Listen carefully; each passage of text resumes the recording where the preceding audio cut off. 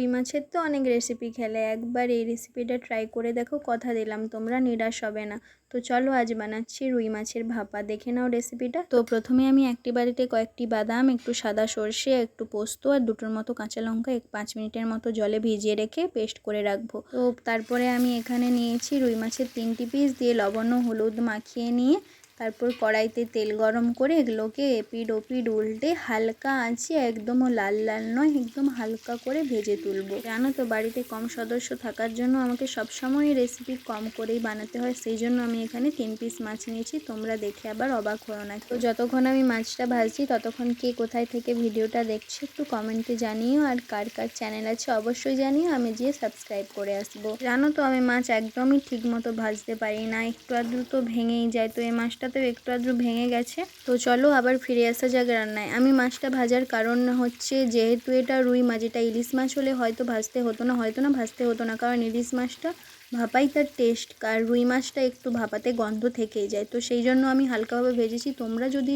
চাও তো এটা ভাজাটা স্কিপ করতে পারো। যেহেতু আমার বাড়িতে সবাই কড়া করে মাছ ভাজা খেতে পছন্দ করে, সেহেতু আমার মনে হলো যে গন্ধটা থেকে গেলে হয়তো কারোর ভালো লাগবে না, সেই জন্যই আমি একটু ভেজে নিয়েছি। তো তারপরে ভাজাটাকে তুলে রাখবো একটি থালার মধ্যে, দিয়ে আবারও একটি পাত্রে আমি এখানে নিয়ে নিলাম আগে থেকে পেস্ট করে রাখা সরষেটা। এখানে ছোট চামচের 1 চামচ সরষে পেস্টটা নিয়েছি 1 চামচের মতো পেঁয়াজ পেস্ট, 1 চামচের মতো রসুন পেস্ট।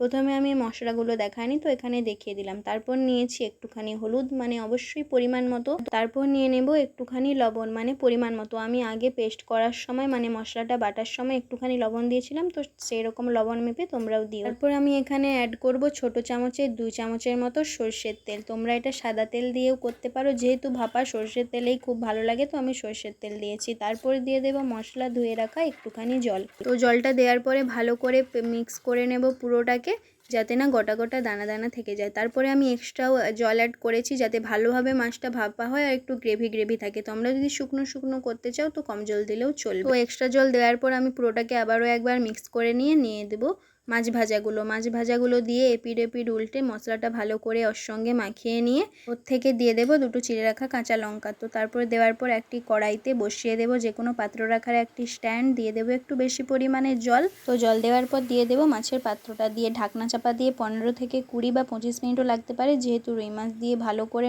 মিডিয়াম ফ্লেমে সেদ্ধ করলেই রেডি আমাদের রুই ভাপা। তো আজকের মতো ভিডিওটা এখানে শেষ করলাম, পরের আবার ভিডিও নিয়ে দেখা হচ্ছে। তোমরা রেসিপিটা অবশ্যই ট্রাই করো আর করে জানিও কেমন হয়েছে। আর আমার ভিডিওটা ভালো লাগলে একটা কমেন্ট ও একটা লাইক অবশ্যই করো, চ্যানেলটিকে সাবস্ক্রাইব করে অবশ্যই আমার পাশে ছিল। আর লাস্টের ক্লিপটা নেওয়ার সময় লাইন ছিল না, সেই জন্য একটু ডিস্টার্ব হয়ে গেছে। চলো টাটা, পরের ভিডিও নিয়ে আবার দেখা হচ্ছে।